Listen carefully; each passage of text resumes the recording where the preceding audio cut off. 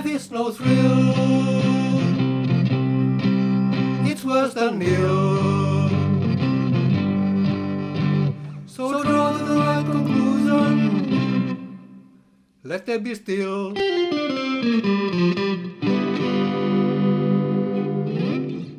Welcome to episode number 88 of the Exploring Antinatalism Podcast, a podcast showcasing the wide range of perspectives and ideas throughout antinatalism as it exists today, through interviews with antinatalists and non-antinatalist thinkers and creators of all kinds.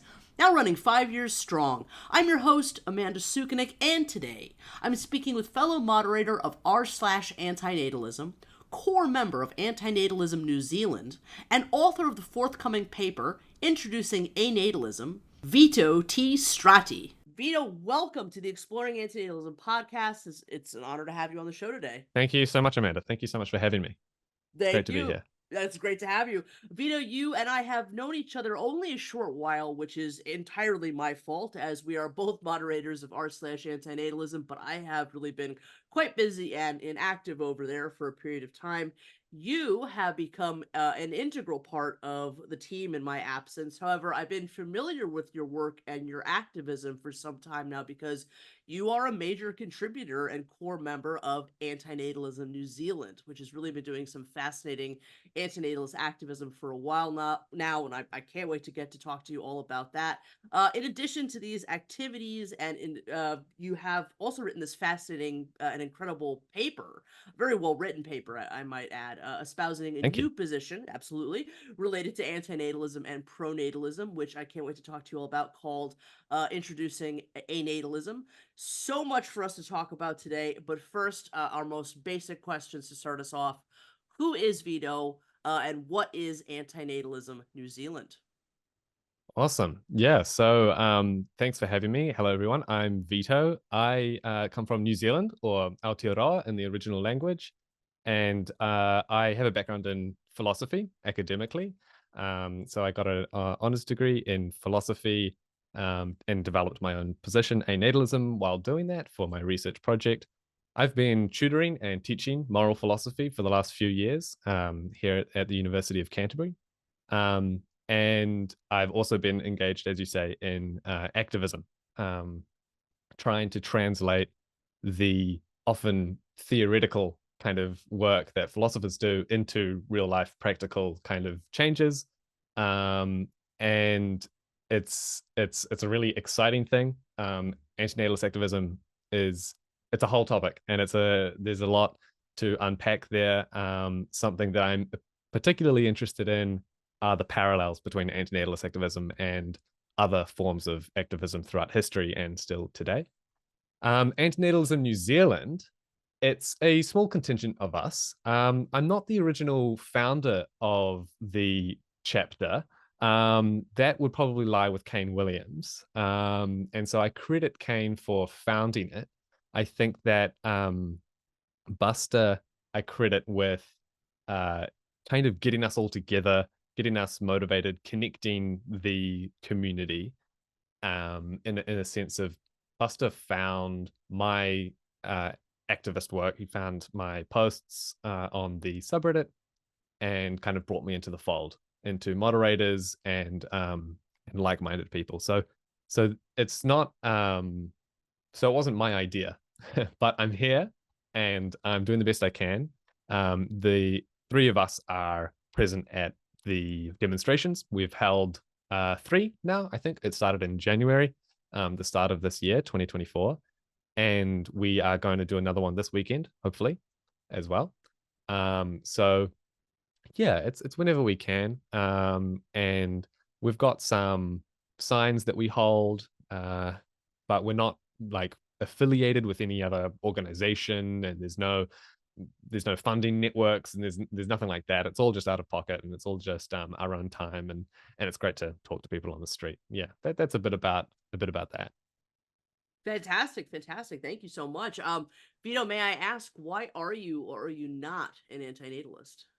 It's a good question. So the simple answer, but it's a contextual answer, but the simple answer is that I am an antinatalist. The more complicated answer is that antinatalism, like other labels, it's time and place, it's context, and also different people, you know this more than anybody else, is that there are a lot of different types of antinatalism, and there are a lot of different antinatalists out there. And nearly everyone has a different reason for being antinatalist. The most compelling kind of ideas for me, I wrote about in my paper, which I thank you for reading. Even though it's not, publicly out there or anything, I'm happy to go into the ideas there. And I know that in your recent interview with Elizabeth Barber, you both mentioned the enigma of someone who didn't grow up with already kind of antinatalist conceptions of the world. That it seems like a lot of antinatalists kind of found antinatalism as confirmation to a lot of feelings or views that they already had, perspectives. That's not me. So I actually grew up wanting to be a father. I grew up looking forward to family life, looking forward to fatherhood. I was just embroiled in the, social expectation of fatherhood as well. And I never really questioned it. And then it was actually hearing about antinatalism. First, it was hearing about David Bennett's asymmetry argument and hearing about that at university. And I didn't have a good reaction to it at all. I thought it was ridiculous. I thought it was absurd. I thought it was just a silly idea. And so I basically ignored it. And then about a year later, I remember it coming back into my mind and realizing that I had never actually addressed it in a sense and understanding it. I'd never actually tried to understand it or tried to argue against it. I decided to read Better Never to Have Been, and that's what started it all. So at first, it was a Bennettarian kind of antinatalist is who I was. When people asked me about my position, I used to, I almost memorized the reasons. You might consider so many different reasons of like why it's wrong to have kids, and I used to just ramble off all these reasons to people. Consent-based arguments, misanthropic arguments, climate catastrophe. I used to mention all of these things. Now my antinatalism is very different. It's much more kind of Socratic in the sense of like I let other people explain their positions, and I want to find middle ground, and I also want to find the reasons that they have for being pro-natalist or being natalist, so that we can like actually have a worthwhile discussion. I think a lot of people shut down when you just go off the list. You know what I'm saying? Yeah. No, 100%. Yeah, the right way I think is to let people speak and kind of meet them where they're at, and just have all the tools ready to find Yeah. wherever they might be, go from Yeah, there. yeah. But brilliant. I mean, and so how many years has it been for you? So, I know it's been. I found an old comment that I had made on one of your episodes that was 4 years ago, and I knew I was already a hardline antinatalist then. So I'd say it's been at least 5 years. I think. Fantastic. Okay. I'm 27 now. I think 5 years is probably a good estimate. Okay, amazing. And that's an amazing insight too, because it does sometimes feel like those that come to antinatalism, as you were saying, were kind of in some way, shape, or form already there. And sometimes it does sort of seem impossible. Like, how do you get somebody who isn't there at all anywhere into thinking about these things? Yeah, you're absolutely right. I think so many antinatalists feel like there's no point as well, and I feel like they feel absolutely hopeless when it comes to convincing people. But I'm evidence that it works. I'm evidence that people can be convinced. Although, of course, not everyone has a philosophical kind of curious attitude about things, and that's the only trait that brought me to antinatalism is curiosity.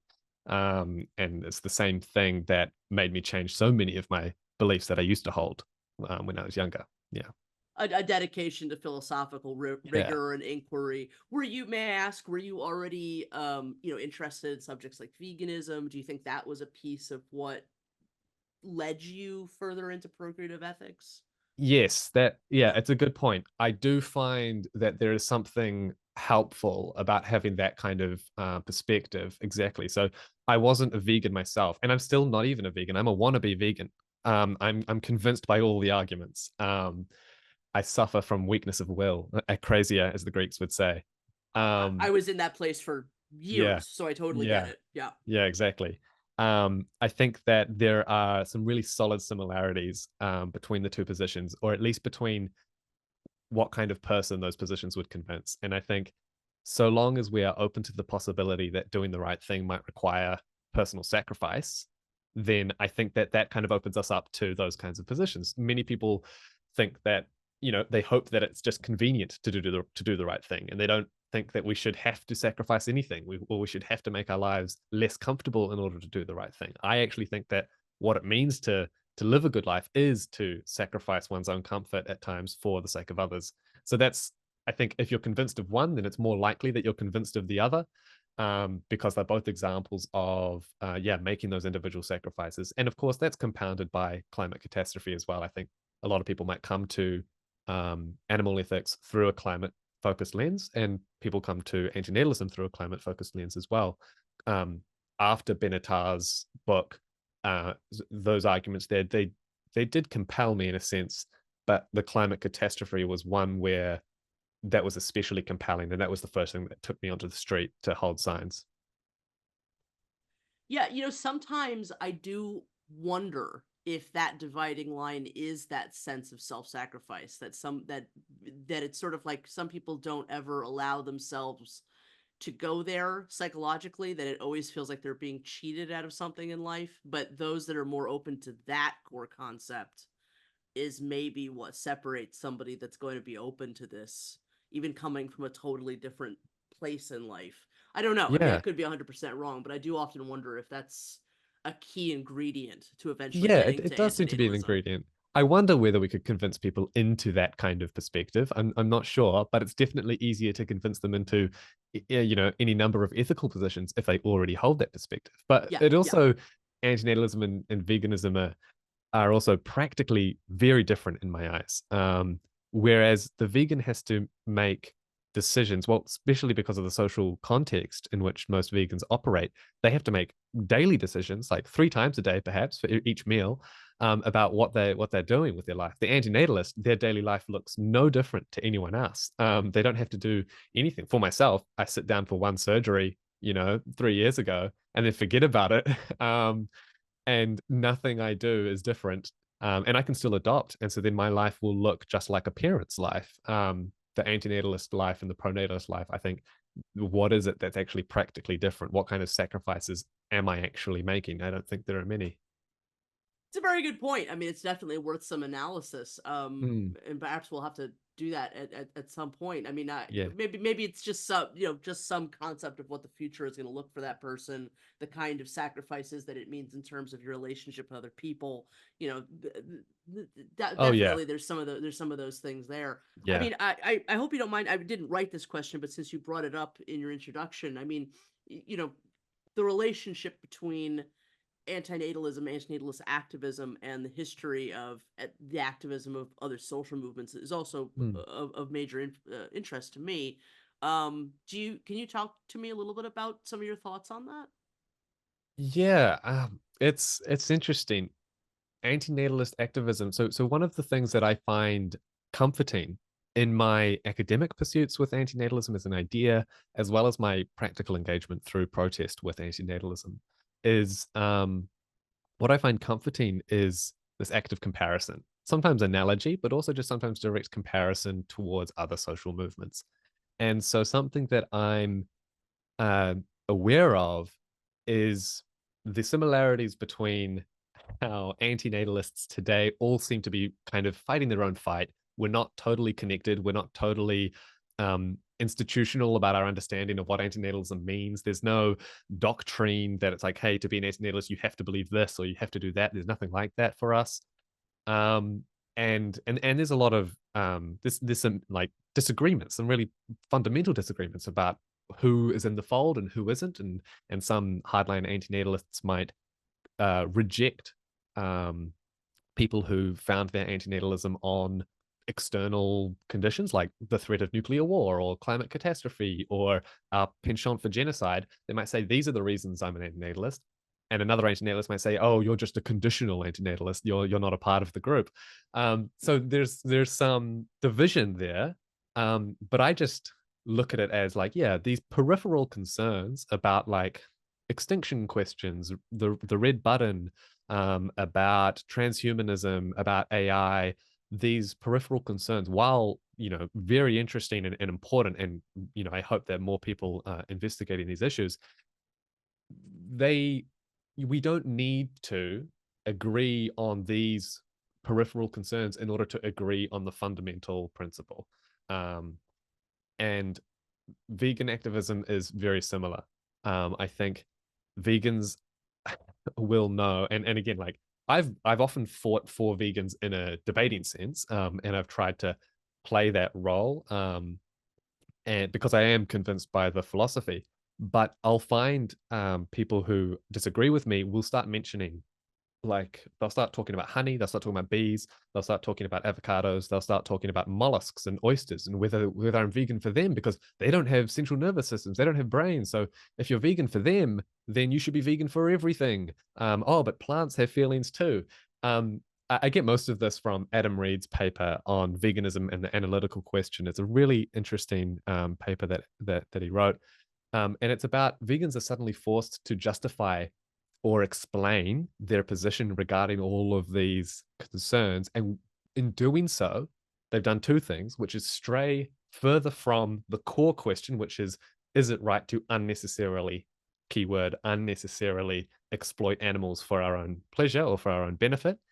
And they've also forgotten that the burden of justification isn't actually on them. The burden is actually on the carnist. And we didn't have that word for a long time, right?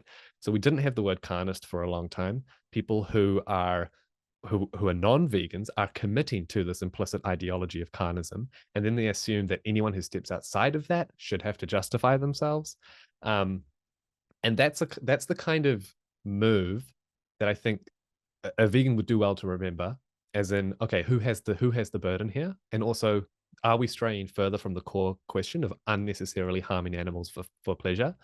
And I think an antinatalist would do well to remember the same as well, to remember that the burden doesn't actually need to be on them, because they're not actually doing anything to anyone. And are we straying when we talk about economies or extinction? Are we straying from the core moral problem, which is what should I do to other people every day? How should I behave?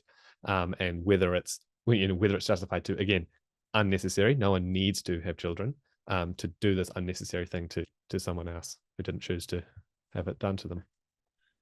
Brilliantly said, 100%. I mean, I think unfortunately, well, I second everything you said, but I think unfortunately this community gets far too wrapped up in fighting each other, Yeah. and just forgetting the victims, forgetting the unborn, forgetting the kernel, forgetting the things that concentrating on the things that separate us and are different from one antinatalist to the next, than sticking with the things that are similar. Yeah, again, but the thing that gives me hope is thinking, oh, but this infighting happens in all social movements. And that's this true. kind of disagreement. Yeah. And I'm just yeah. looking forward to the next kind of steps and the next kind of ways that we can come together.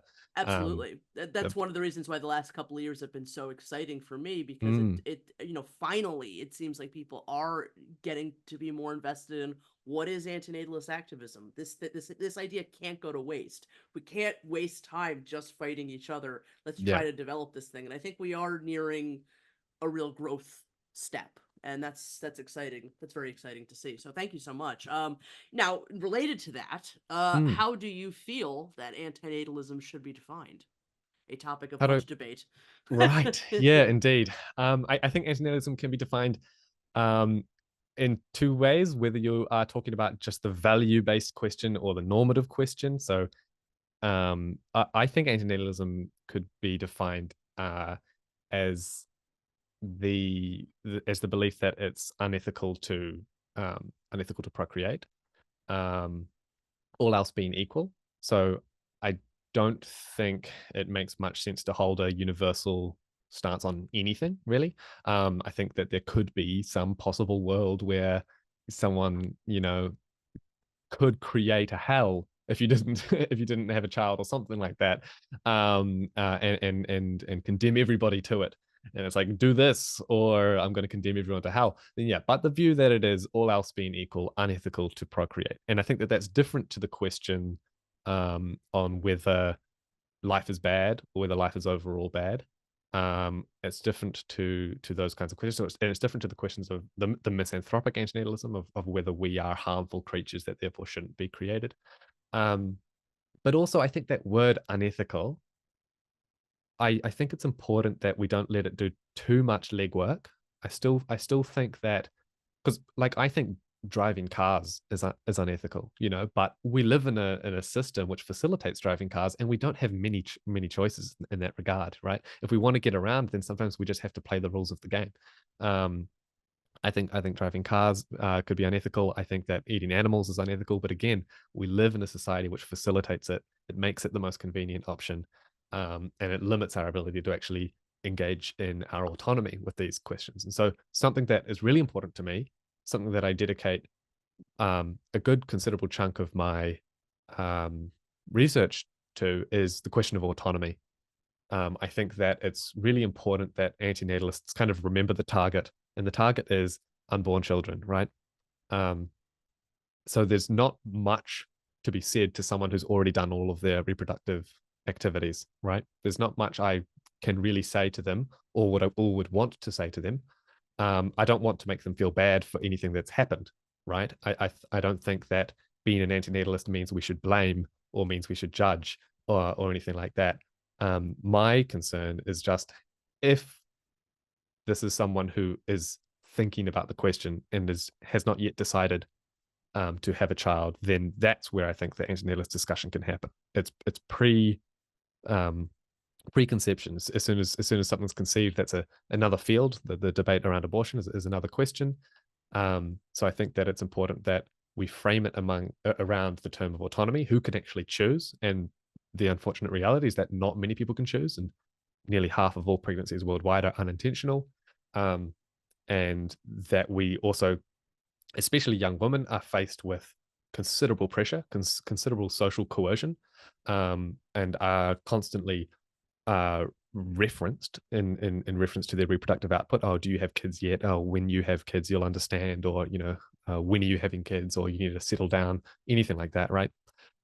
Those kinds of activities, it twists and manipulates this kind of discussion away from an autonomous kind of field.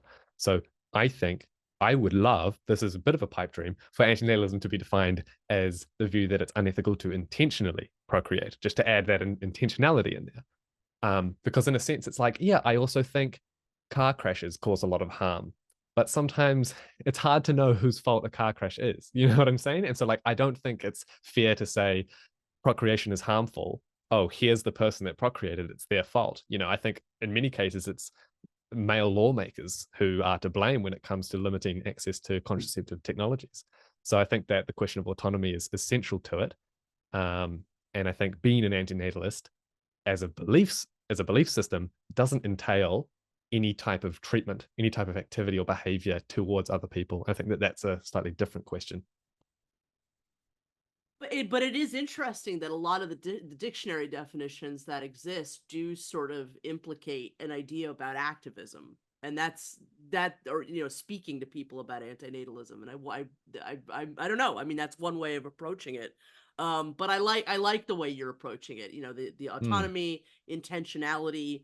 For me, the unnecessariness is a big piece of what defines antinatalism for me. This doing something that is completely unnecessary, almost like a medical experiment. Yes, exactly. So I think yeah. that's part and parcel of the unethical term. I think for me, I think the question would, I think that unethical term wouldn't have as much strength if it was a necessary action. Of course, I think yes, the principle that might motivate the definition of antinatalism might be that it's unethical to do things to other people unnecessarily. That they, that has profound ethical consequences, profound ethical implications. We're all here because of that choice that someone else, or not a choice, but we're all here because of someone else's decision. So yeah, you're exactly right, and it's unnecessary. I think that's an important thing, because nobody would have been harmed if you hadn't done it. Right. Exactly. Well, brilliant. I love your thinking on all of that. So, I think that will do it for a bit of our introduction. Cool. I want to briefly talk about your involvement with r/antinatalism, Yeah. our wonderful Reddit subreddit, Yeah. our massive subreddit, really the biggest English speaking antinatalist community online in the world.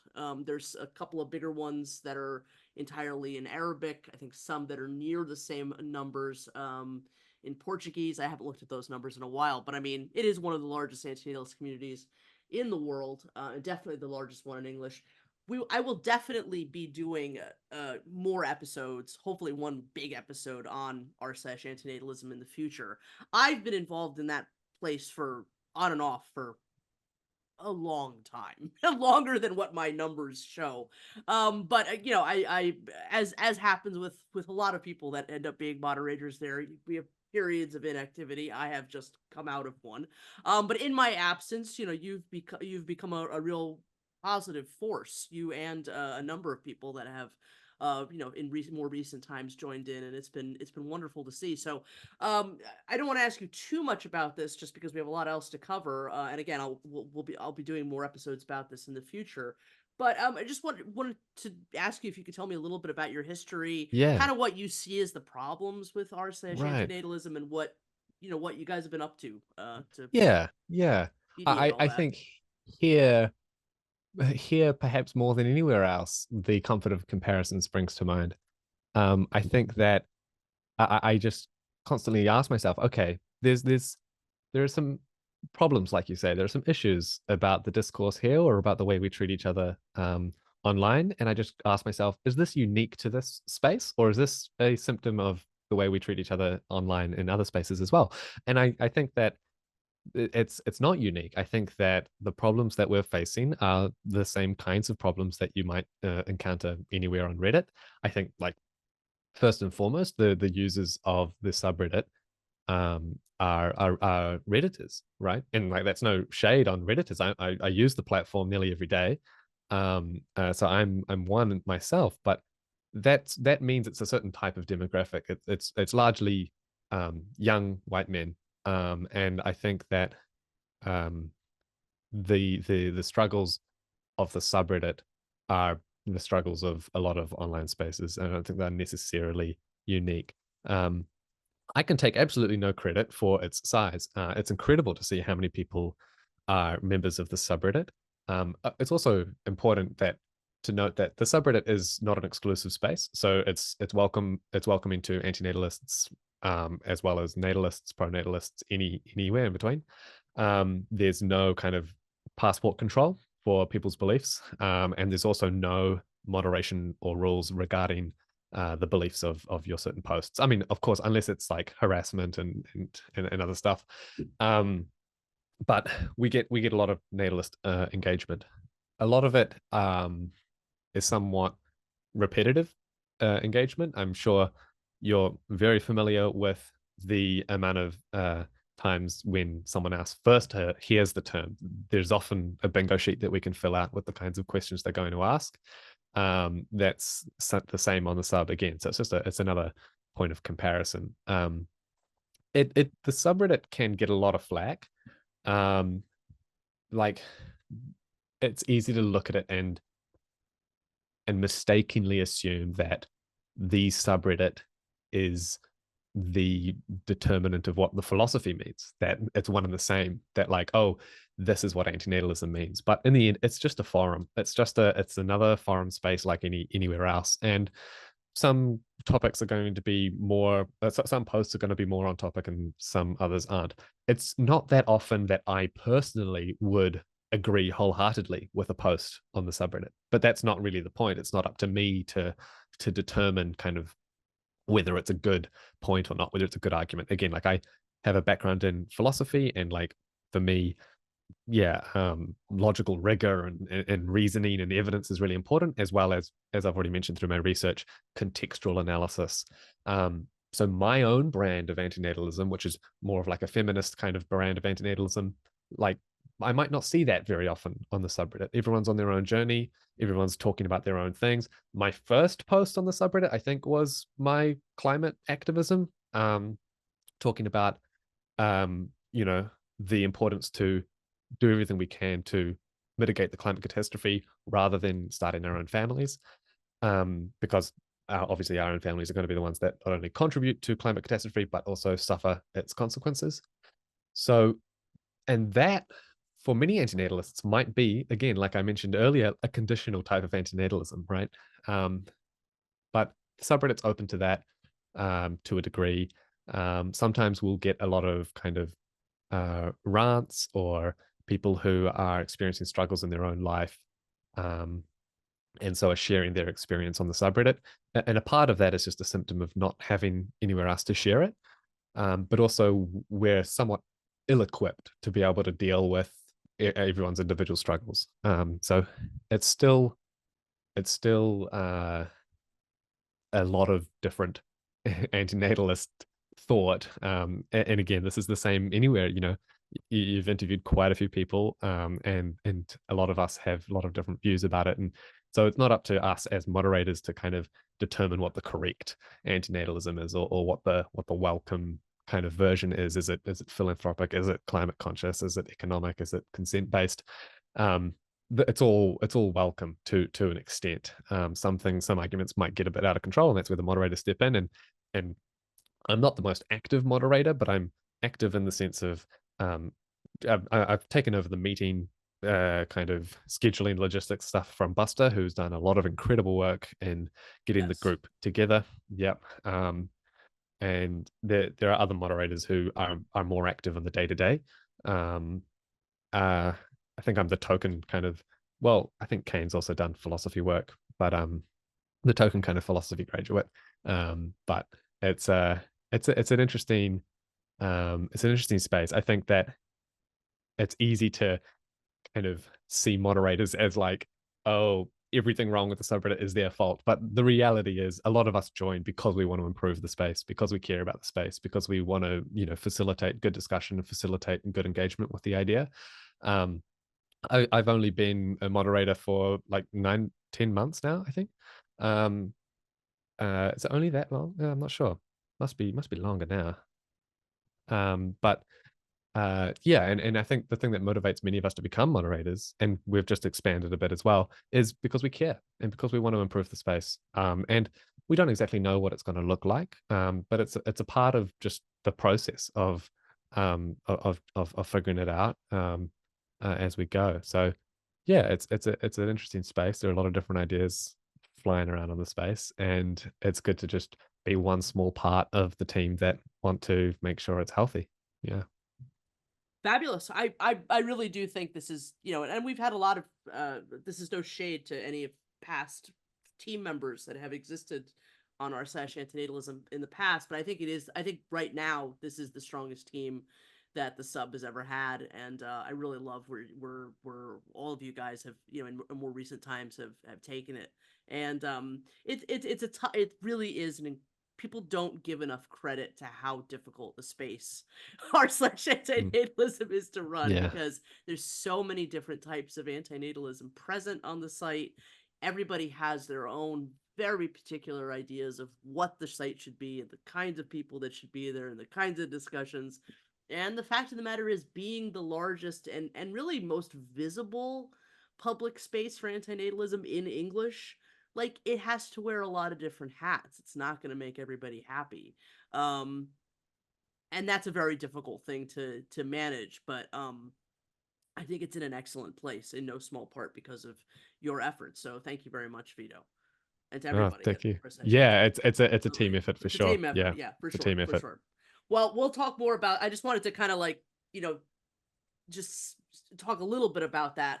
But one of the biggest reasons I wanted to have you on the show today was to talk about Antinatalism New Zealand, right? Which, I mean, and it's related to r/antinatalism, because I think, Buster, who is another one of our fellow moderators, he did this like he had this amazing idea where it's like, because finding moderators is a constant, just for those that don't know, it's a constant battle trying to find more moderators, because it's a very high turnover. And I know that if I'm not mistaken, he kind of found you and Kane and a couple of other people too, I do believe, from this Facebook group, this Antinatalism New Zealand Facebook group, which had been around for a while. I know that the Facebook group had originally started on October 8th of 2021. And I remember it well when it started, and I remember it was pretty dead for a while. I remember because there was a period of time where only I was posting there. And as with a lot of the anti-natalist Facebook groups around the world.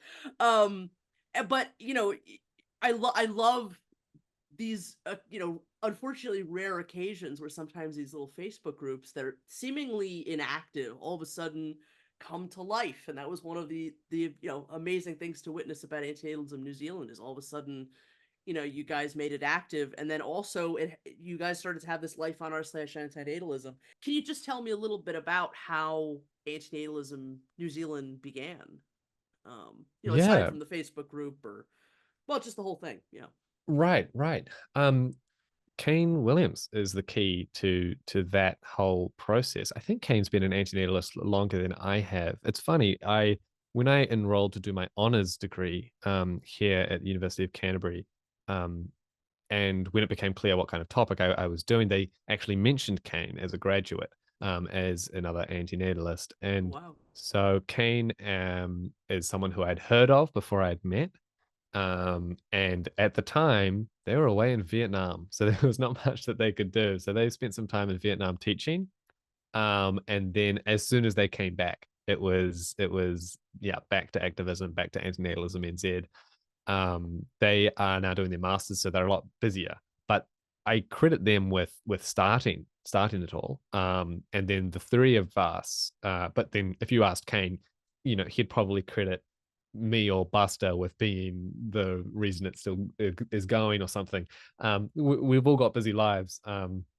And there's a lot more I could be doing. I think there's a lot more that a lot of people could be doing, and but that's not to but we should still celebrate the little things. And it's great to have a community of people. My role in it is making sure that people feel welcome, making sure that people feel like it's more than just people who share an idea. It's also people who you want to spend time with. It's also people who you'd be happy to have a coffee with. And so we usually, when we do our demonstrations, we usually catch up at a cafe first and spend some time with each other and talk about anything and everything. Antinatalism New Zealand, I think, in virtue of us being a small country, there's a real opportunity here in terms of like building a substantial community, where we're a small country and we've got some like rather dense urban populations: Christchurch, Wellington, Auckland. Like these are where 90% of the population live. And in each of those respective cities there are like a few intersections where you could get a lot of passerbys, right? So there's a real tendency for us to be able to actually make a difference, and for us to be able to actually spread this word in a meaningful way. It might be equivalent to one state in the US, like one not crazy populated state, but yeah, it's a small country, so there's definitely a sense in which like we can spread out over this whole country. Usually we are down in Christchurch. That's what we've been doing so far.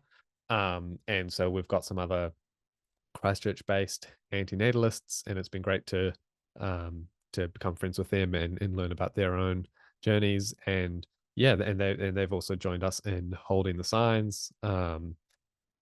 And yeah, I'm not sure what's unique about it, because this is my whole experience. I haven't done anti-natalist activism or outreach or community building anywhere else. So the New Zealand experience is all I know. And I'm lucky to be a part of it. Yeah, it's brilliant. I love the photos of you guys out there holding the signs. You guys all look so happy, and it's really a great vibe, So I mean, but would you say that it began with that Facebook group, and then maybe sort of like stuff kind of got going because of the r/antinatalism connection, Yeah. and then it just sort of built into now street activism and monthly meetups, and is that sort of how Yes, how it went? yes, Yeah. yeah. Buster's really good at finding common connections, finding Yeah, he commonalities. is. And so yeah, and so I think Buster was the one that really connected us all. Yeah. Really found the similarities, found, oh, yep, New Zealand anti-natalists, here we go. And that's what really started it. And yeah, it's great to be able to be on the moderation team with them as well. Yeah. And so yeah, I think that's partly what started it. Yeah. Amazing. Yeah. Well, Buster's one of a kind. There's no doubt about Mm. that. And yeah, he's done an incredible job putting everybody together, I think. What you've spoken a little bit about this already, but just based on what you see of anti-natalist and anti-natalist activism in other Mm. parts of the world online, do you think there's anything very unique about different about being an anti-natalist in New Zealand? It's interesting. This kind of question I was met with soon after my first demonstration. Um, a friend of mine who grew up in France said that, and like he had seen the photos from the demonstration. And he asked me how it went. I had never spoken to him about antinatalism. And so there's always a bit of trepidation about like, oh, how's this conversation going to go? But I think thankfully he'd actually already read a French book about antinatalism from a climate perspective. And he's currently studying his PhD in sustainability and agriculture. And when he asked me how it went, I said, oh yeah, no, it went really well. And then he said that I think it was, oh, it would never fly in France. Like that wouldn't happen in France. That we wouldn't do that in France. Um, but in my head, I'm just thinking, yeah, but we wouldn't do it here either. Like that was the first time. That was the first time we had done it. And so I don't really think there's anywhere it would fly. Like I Right. don't know.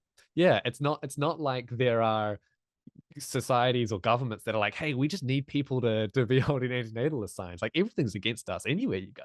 100%. This goes against the grain of everywhere Yeah. at any time. Yeah. And so there's definitely a sense of just like, oh, but it we're only saying that because it hasn't happened yet in France or something. I'm sure there has been some antinatalist work in Well, France. We'd now it know. has because of Yeah, Nimrod. right. Nimrod has been on Everyone's this. ticking them off. Yeah. Yeah, and he was able to get, well, hell, at least 4 or 5 people together in Paris, I think, in various parts of France. So Yeah. it's in its infancy, but Yeah. what do you know? French antinatalism has proven to be possible. Yeah, So no, exactly. I think we assume it's impossible, and then we do it. And that's the situation here with the demonstration in New Zealand. It's something that I completely understand for any antinatalists who feel like they aren't ready for it, who feel like they are just starting their journey into antinatalism. Again, I've been on this journey 5 years, and only now have started doing activism. I would love to see more ways, and I know that Lawrence and John are two examples of people who are establishing more of a network about ways to actually empower people to be able to do activism. I'd love to see more ways for that to be the case, because I feel like for a lot of us, there's this sense of like we need to make sure that our, excuse the pronatalist kind of adage, that our eggs are in a row before we get out on the street and actually talk to people about it, because who knows where the conversation would go. Um, but and, and so I totally understand that people would be hesitant to do this. Overall, I found nothing but positive responses. I mean, that I found mostly positive responses. I found some, negative responses, some rather hostile responses, people who assume what you're demonstrating for and then argue against that. Um, but overall, it's been positive. It's been comforting. It's been wholesome. We've had a lot of just thumbs up from people. Some laughed. I'm holding the sign that says "Join the Vasectomy Club," so there's some laughs there. There's some good conversations about that one, and so it's been confirming. It's been comforting, but every day is different, and I think that it's actually, if we consider what I was mentioning before about like thinking about old Socrates and his approach, it's a lot easier on ourselves if we just let them talk. If we just ask them, okay, so why do you think it's right, therefore, to choose to have children? Like, what reasons do you have for it? And of course, this is not new to antinatalists, that most of the reasons will start with I want or I need or something like that. My whole thing is thinking about, okay, but the child is the one that you're doing it to, right? That you're the moral victim in that sense. And so if we just let people discuss it themselves, then it's a lot less work for us if we just remember the principles and we just remember the core kind of framework. But it takes time to be there and to be at that state. And so it's totally reasonable that people are hesitant to. And I think we just think it's impossible because we haven't done it or because we don't see other people around us doing it. But as soon as enough people do it, then we feel more comfortable doing it. Well, not to look, it is breaking new ground. I mean, Yeah. it's a new form of activism. It's a Yeah. wheel that really very few in history have ever tried to get to roll. So it's always going to feel unnatural. I mean, I think do you, just based on what you were saying a little bit, do you think that there's potential to try to maybe make an Antinatalism New Zealand NGO or something like that, or maybe go into some sort of political area or something where it could Perhaps. get a little bit more, or Yeah, even we become don't. a chapter of Stop Having Kids or something like that. Yeah, yeah. Yeah, it's early days. We don't have any Yeah. plans. We don't have anything in stone about Yeah. like what the next steps are, other than just let's keep this up. Let's just keep doing what we're doing. Let's keep up the demonstrations. Yeah. That's the best plan you could have right now, I think. Yeah, we'll see it as it goes. We don't have any other aspects. Another part of it is, well, I guess this is a part of it, sharing our story so that more people can Yeah. learn about it. And I think another part of it as well is to engage with the press more. There have been a few antinatalist press articles and podcasts and interviews. I know that News, RE colon News, they're a pretty popular kind of small independent journalist house. Did an article on a 27-year-old who had a vasectomy a few years ago, and I remember this was just after I had mine, and I was 25, and I was like, oh, well, why didn't they interview me? I'm younger, but it's like, yeah, there's clearly more. It's just going to become more and more common, more and more prevalent. People in my position, and so I celebrate all of it, and I don't have any big plans on like what's next, and or the only thing is that I just want to keep this up. Yeah. What you're doing is wonderful and enough, and yeah, it's just a joy to watch develop, whichever way it goes. I'm curious to hear more, like what, if any, is the relationship between like antinatalism in New Zealand and any possible antinatalism that's going on in Australia. Do those relationships exist at all? I mean, one thing that I just wanted to say that I just thought was interesting is that, like, so I started in antinatalism in 2010, and I would say like between 2010 2000 maybe 13 is when some of these people started to go away, but there was like a lot of antinatalism that was coming out of at least Australia. I don't know how much of it was coming from New Zealand, but just to name some of those people from the old days, Flyora, Warbles on a lot was on the other side of the argument, but still, I mean, he was in that mix. My Misery and Me. So it was interesting that those voices were present in like very early antinatalist, I don't know if you want to call it activism, but social media.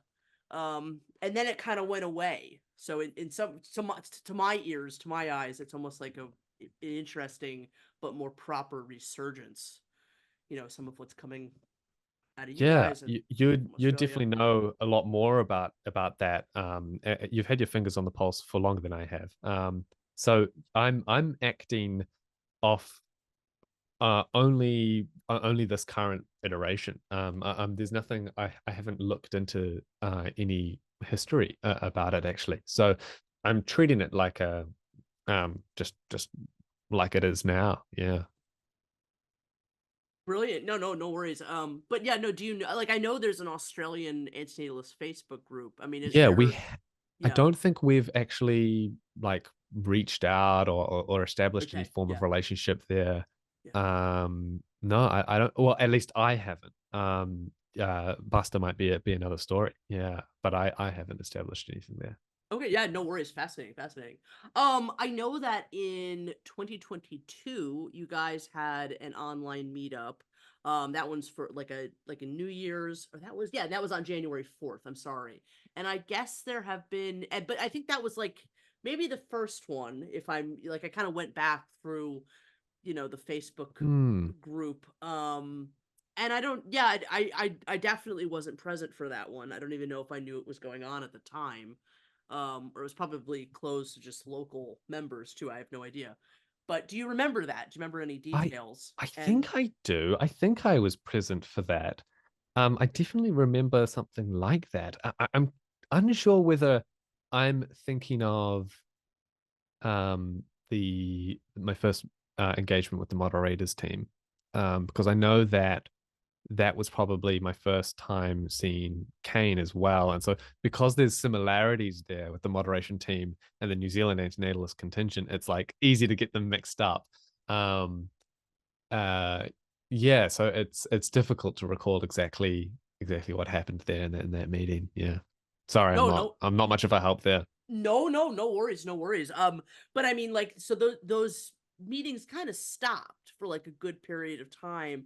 But then in more recent times, like I think you said since January, there's been like there's been monthly meetings, and those have been both online and in person. Am I correct? We um we have had online, but mainly now we're focusing on in person. Yeah. Okay, brilliant, brilliant. And so we've been able to catch up in person, share some kai, share some food, Fantastic. and then hit the street. Yeah. That's the way to do it. That's great.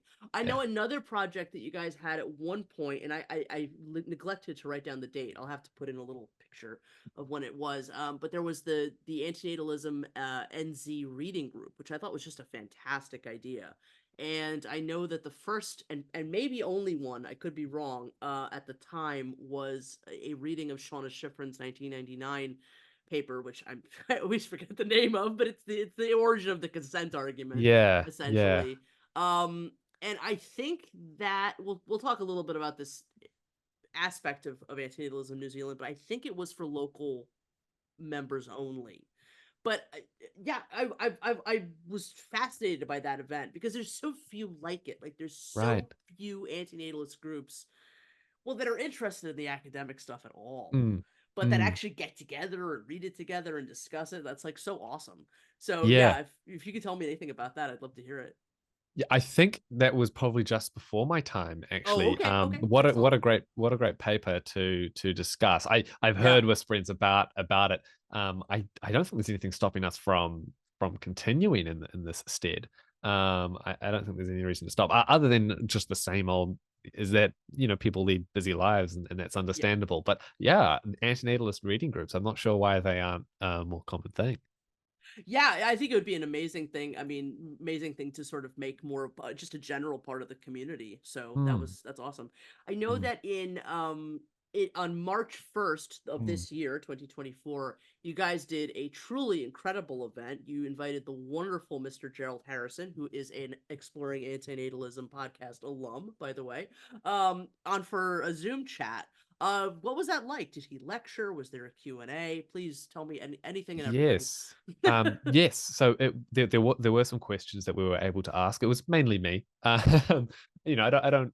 I hope I wasn't the obnoxious one in undergrad who just wanted to contribute at every step. But Gerald has a brilliant mind and is a very active antinatalist academically, having published multiple papers. And I was already familiar with his work. And that was the first time I was able actually to engage with him directly. It was mainly just a lecture. We were able to ask questions at any point, and it was very interesting. It was on his positions on the harm of death, from upcoming work. I believe he mentioned it on the interview with you as well. So I don't think any of that's private information. I hope not. But yeah, a great lecture on the significant harm of death, and and that harm has been a reason not to create new lives, considering that we all die eventually. And it was incredible. It's incredible to see someone who's clearly spent a lot of time thinking about these issues communicate them in such a clear way, in such a compelling way. And it's great to know also that, you know, he's here in New Zealand, just like me, so only a stone's throw away in the North Island, but you know, across a bit of water. Yeah. Well, closer to you than he is to me. So I mean, Yeah. Gerald is an absolutely wonderful antinatalist, and I'm so glad that you guys are, that you guys had him on. Do you think you'll do more with Gerald Harrison in the future? I hope so. I've also been in email communication with Gerald privately about my own work since then, Good. which has been very helpful. Yeah, yeah. I hope we have him on more. It was such a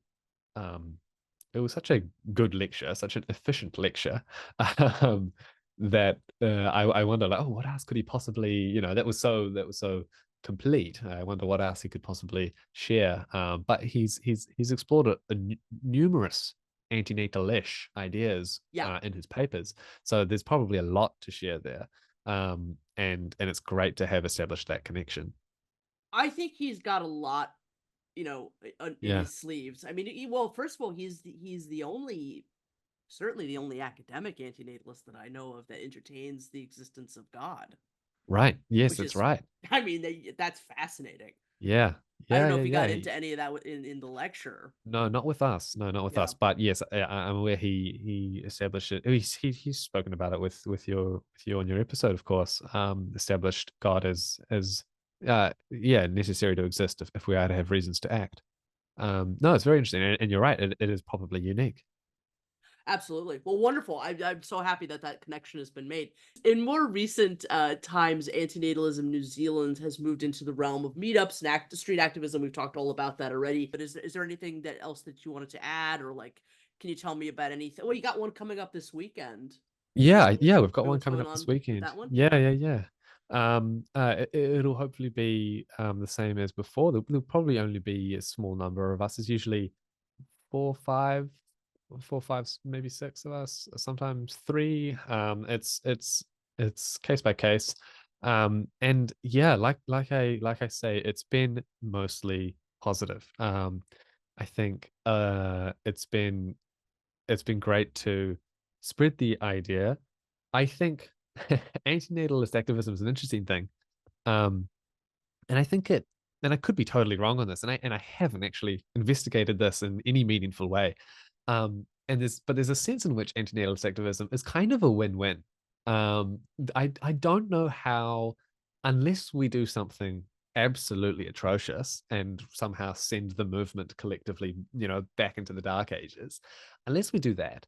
But if we don't do that, then there's kind of no loss, is the way I see it. So I know that we're not going to convince everyone, and I know that we might not convince we might not convince anyone that day, right? That's fine. But I keep in mind that the first time I heard this idea, I was not convinced. I laughed out loud when my philosophy tutor wrote Benatar's asymmetry diagram on the board, and I laughed at it, which I regret so heavily. And I've tried to reach out to this tutor, but I don't think their academic email is active anymore to apologize.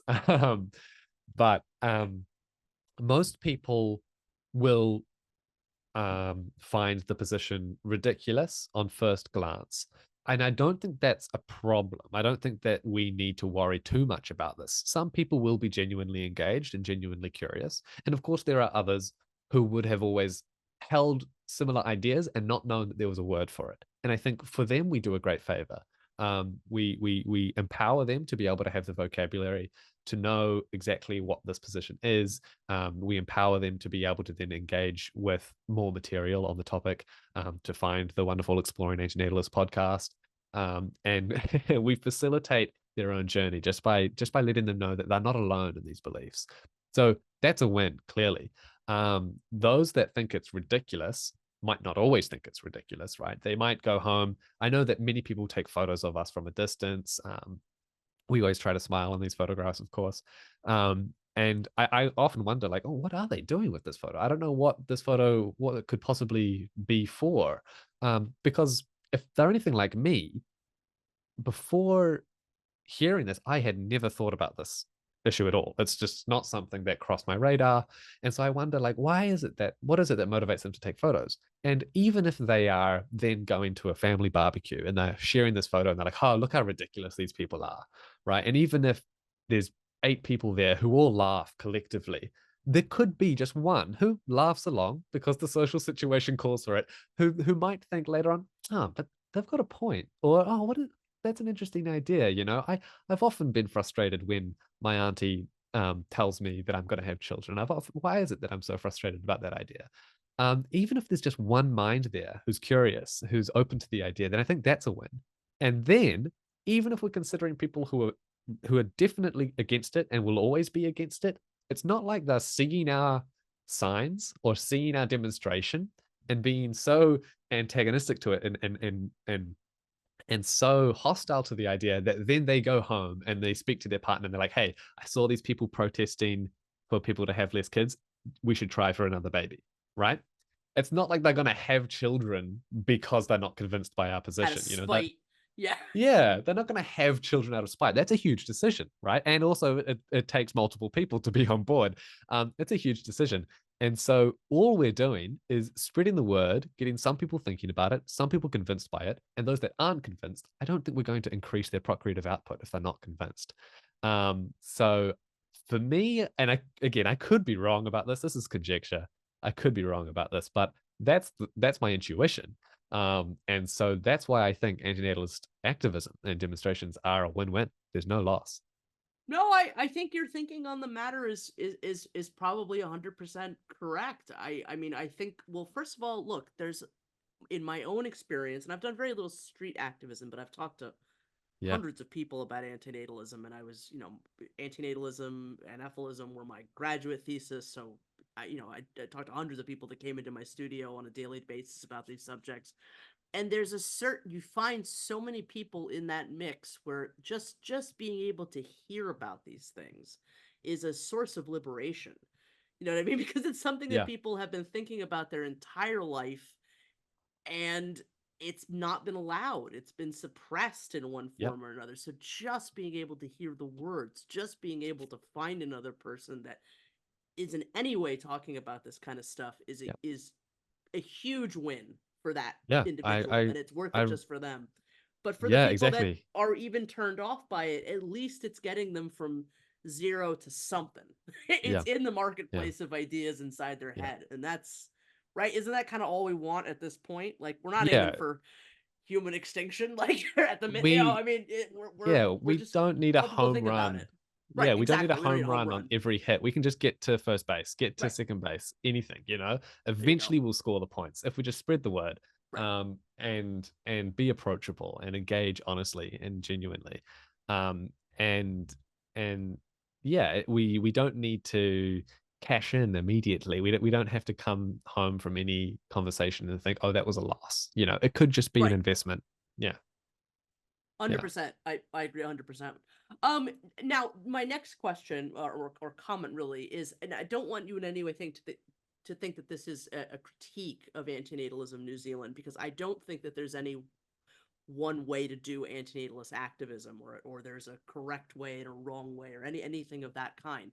But just something very interesting about Antinatalism New Zealand is that so far it's a more private, almost sort of a more separatist antinatalist activist group than really anywhere else in the world. Like, in some respects, it kind of reminds me of like the Arabic antinatalist communities, where it's like, because of this language barrier, we have, often, like, people have no idea what's going on. You know what I mean? Yeah.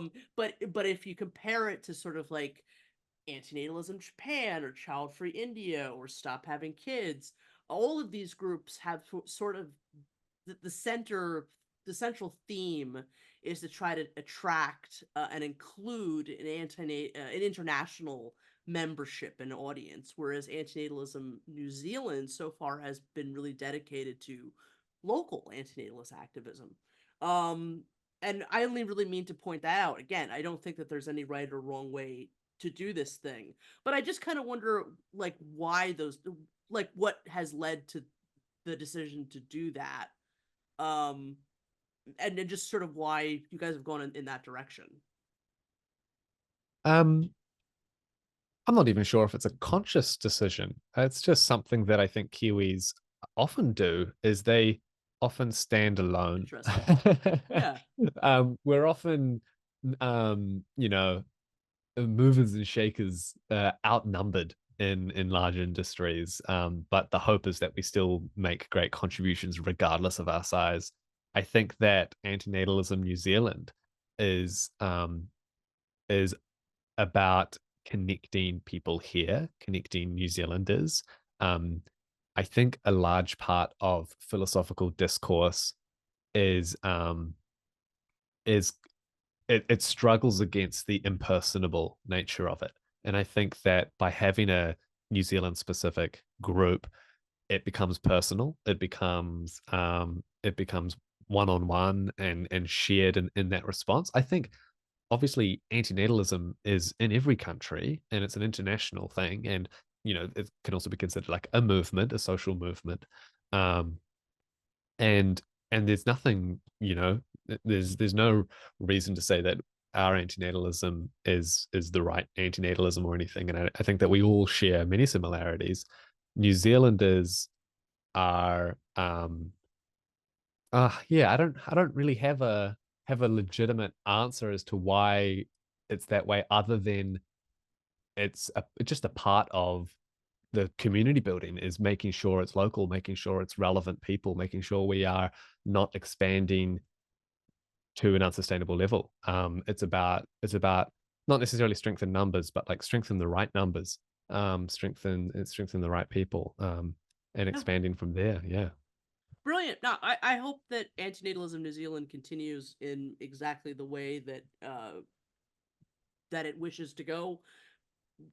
With nothing else, if that I hope to impart, other than that, you know, you guys are doing some really wonderful work, and you know, the international community, you know, especially after things like this interview and whatnot, and seeing the pictures of you guys on the street, it's activism. I think the whole world of antinatalism wants to know about. So Mm, anyway, mm. it's just an interesting approach. So yeah, Yeah, wonderful. yeah. Thank you for your insight into that. There has been just a couple of instances of antinatalism in New Zealand media, and I second your motion to sort of make further moves to reach out to the media in New Zealand. I think that's a really, really great idea. But so far as what I know of, there was one radio program on rnz.co.nz. Actually, I listened to it. RNZ, yeah, Radio have New Zealand. no That's one of our memory of it. largest. Yeah. Yeah, yeah, yeah. Radio New Zealand r slash yeah, or RNZ. Yeah. Yeah, it's one of our largest radio networks. Yeah. Sweet. Yeah, I found a link to that on the Facebook group. And then there was also a Christian website called Mm. shinetv.co.nz, and actually I forgot the name of the show, the name of the show itself. I think it's just called Shine TV. But it was an interview with somebody named Matt Mm. Maslin, who had Yes. done some academic work on the subject of antinatalism. Yes. Fascinating stuff. I mean, really, it was a really interesting clip. Do you have any thoughts on that? Yeah, I've listened to both of those sections, Mhm. and I have the same kind of response as I do to activism generally. In that, yeah, some people will throw rocks at the position, or they will hear some arguments and they will laugh, and that's exactly what I did. But there will be some people listening who might think, oh, actually, they're onto something. That there might be something there. Um, and yeah, and so in a sense, I think Matt did a pretty good job clarifying the position. But yes, I think that approach, I'm not sure whether Matt calls himself an antinatalist. I don't think so. I'm not sure. Yeah. But I think it's coming from a theology approach, a Christian approach as well towards the ethics, which is interesting. But yeah, and the same on RNZ. Um, I hope for more leveled discussions in the press, so people who genuinely represent it, in its greatest strength, because I do think it's a very strong position. And I look forward to more cases of that. And that's the thing, is I think there are only going to be more and more opportunities for that kind of engagement. Yeah. I do too. Go for it. Go for every bit of it. That's great. That makes that's exciting. What are, aside from media outreach and some of the other things that we talked about, what are the big future plans for Antinatalism New Zealand? No big plans. Taking it day by day. No major goal or anything like that. We don't have any shareholders that we need to keep happy. So we were able to act rather independently and without a 5-year plan. So there's no major plans other than expanding the demonstrations, hoping to get more people on board with us to stand alongside us, hold signs. I also have questions whether holding signs is always the best way to do demonstration. Because sometimes there's a sense in which it's somewhat hostile or antagonistic.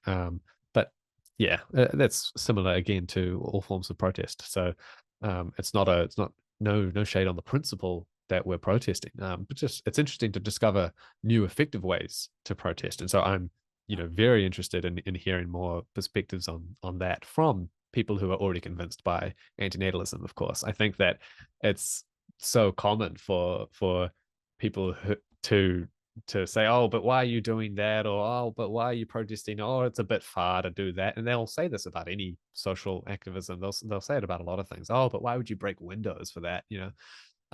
But if we investigate these kinds of concerns, it's clear that they don't actually have a problem with protest, and they don't actually have a problem with the breaking of windows. It's just that they don't agree that it's important enough. It's just that they're not convinced actually by the argument that the protesters have. And if they were convinced, then they wouldn't have an issue with it. And that's a similar kind of thing for us, is that I would be very interested to hear about ways to improve our outreach and our demonstrations from the perspective of those who are already sympathetic to the movement. Brilliant, brilliant. Well, I think you guys are hitting it from a lot of great areas so far, and I think yeah, sustainability, sustaining what you guys are doing so far, as opposed to trying to jack up into bigger and bigger plans, is the way to go. So Yeah, beautiful, yeah. Wonderful. All right, well, Vito, thank you so much for all your insight into everything regarding Antinatalism New Zealand. I'd love to spend some time now talking about your wonderful paper, Introducing Anatalism. Yeah, I was wondering if we could start out by having you read the abstract. Sure thing. Okay. So introducing anatalism. Yeah. This paper develops and defends a new position in procreative ethics called anatalism, placing it adjacent to the diametrically opposed positions of pronatalism and antinatalism. While a natalist, or pronatalist, is in favor of childbearing and the antinatalist is opposed to childbearing, the anatalist is not necessarily convinced by either position. This does not entail some sort of moral agnosticism that requires the anatalist to adopt a nonchalant attitude towards childbearing, but instead allows them to hold considerable reasons not to procreate, precisely because there are no good reasons in favor of it. Importantly, the anatalist can consistently hold this position without subscribing to antinatalist rhetoric. Anatalism is developed by exploring the social and historical context in which it is deployed and comparing it to other denialist positions like atheism and veganism. This paper argues that anatalism answers the false dichotomy between pro and antinatalism, which unfairly places the so-called burden of justification on those that do not accept the assumptions of pronatalism, and establishes a much-needed alternative in the ongoing procreative debate. Brilliant. I thought this was a fantastically written, extremely well researched, just really unique, brilliant paper. I really enjoyed it tremendously. Absolutely. What prompted you to come up with anatalism? Was this like are you fully graduated now as an undergraduate? Like, are you? Yeah. I graduated. Yeah. This was my honors research manuscript. So I've got a Bachelor of Arts with honors. So the thing that made me come up with this was actually my partner.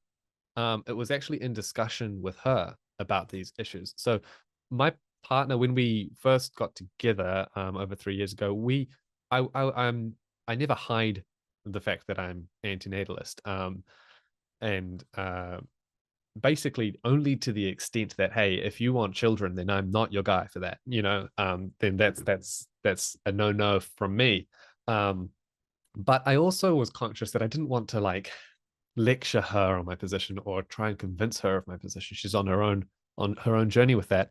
And I was purposefully not talking to her about this position, or trying to convince her of this position. And yet I came home one day and she was listening to an antinatalist podcast. It might have been Exploring Antinatalism. We can't remember. It was a few years ago now. And I was like, wait, what? I didn't show you this podcast. You're listening to people talk about antinatalism. So she was engaged in the ideas and was curious about the ideas and was doing her own research on it. We share we share a core kind of skepticism about the whole ordeal now. And again, we both started from very pronatalist ideals, like as younger people. We both started from a very pronatalist kind of upbringing and all of that. And yet I had never actually asked her directly what her position is regarding this question. She knew what my position was, but I'd never actually asked her, like, okay, so what are you? Are you an antinatalist as well? Like, what's going on here? I asked her that question in my freezing cold flat a couple of years ago, and I remember it well. We were in the kitchen, and she said, "Well, it's not that I'm an antinatalist; it's just that I'm not a pronatalist." And that was like a little light switch moment for me, because what she was saying was, it's not that I'm convinced by any of these arguments that I've heard antinatalists use. It's just that I'm not at all convinced by any of the arguments or lack thereof that pronatalists use.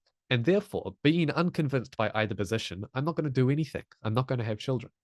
And so that for me was like a really interesting response that I probably underappreciated in the moment. I do think I was really impressed by that. And I later actually came to make that a central part of my research. And so, yeah, I give credit to her in that response. She didn't come up with the word anatalism. I came up with that just as a way to draw clear comparisons to atheism and stuff like that. Just borrow that same Greek prefix a, just to mean not natalism. And that was where it started. Amazing.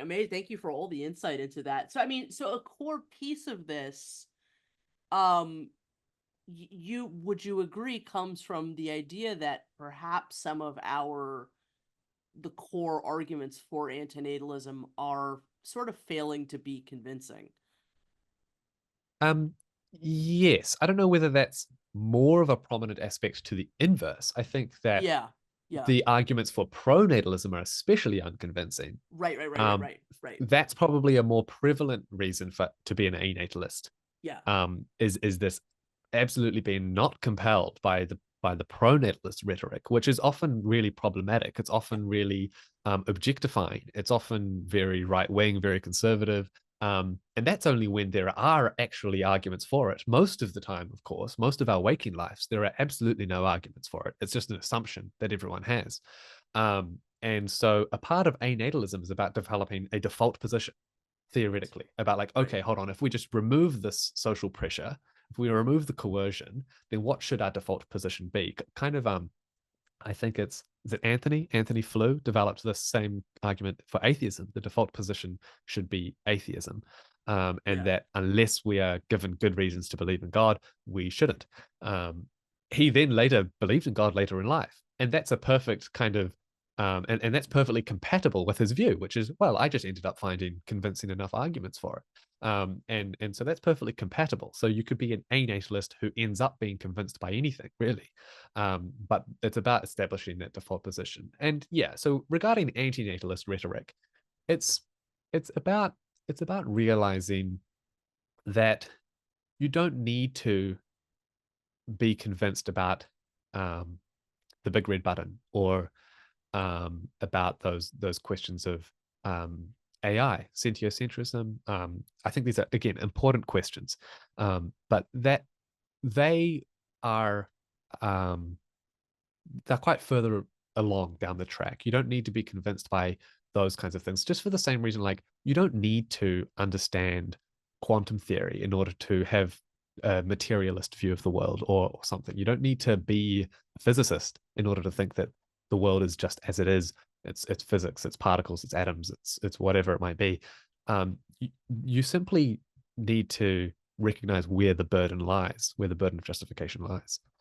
So anatalism is partly born from this recognition that actually many authors have already, convincingly, I think, written that the burden of justification should lie on those who choose to have children, not the other way around, right?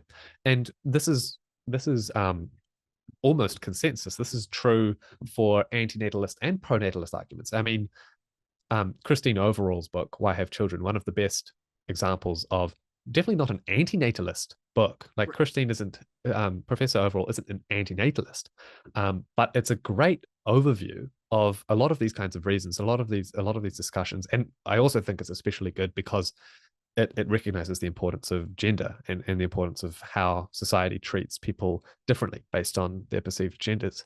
And Christine rightly says that the burden should lie on those who choose to have children. For me, if we're going to take that seriously, then what are we doing as antinatalists? We are making so many arguments, so many like great arguments, so many papers and books about, I don't know, it could be about the badness of life, or about, you know, we start talking about mosquito thought experiments and whether we should let them out of their cage, or about Mars, about extinction and stuff like that. And I'm just like, wow, who are we talking to here? Who are we convincing? You know, who's reading this and being convinced? I think many people are reading it. I'm an example of someone who read it and got convinced, but I'm a bit different. Yeah, you might be an example as well. But for me, I'm like, wow, there is such a, and this is another consideration, is that I think that there are more explicitly antinatalist papers than there are explicitly pronatalist papers written. I think pronatalism is an assumption socially as well as academically that many people will assume the truth of the permissibility of childbearing and then start from there. Pronatalist arguments, Anka Gaius is one example. 2015, I think, wrote a paper developing the potential duty to have children, arguing for a moral obligation to have children, but crucially starts from the assumption that it's permissible. So I think that that's a problem. I think that we need to replace these assumptions with argument. Why is it permissible to do something unnecessary to someone that has profound ethical consequences to them, right? Their whole life as a result of it. And so I think that that's a problem. And there aren't many academics who are actually defending that fundamental question, that fundamental pronatalist assumption. But there seems to be a plethora of us arguing for antinatalism, which is not a bad thing. Of course, I want there to be arguments about a lot of things, and I want people to research a lot of things. But it's also just a point of like, we need to remember actually whose job it is to develop good reasons to have children. And so it's about recognizing where the burden is. Anatalism is just an example of actually applying that in an argumentative sense. And it's shared with veganism. And I think it also should be shared with atheism. That actually, I think an atheist doesn't need to believe that there's no God.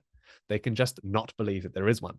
I think that that's a legitimate definition of atheism. Might not necessarily be the dominant belief, but again, I think that the way we define atheism is part and parcel of our social view on what it means to be an atheist.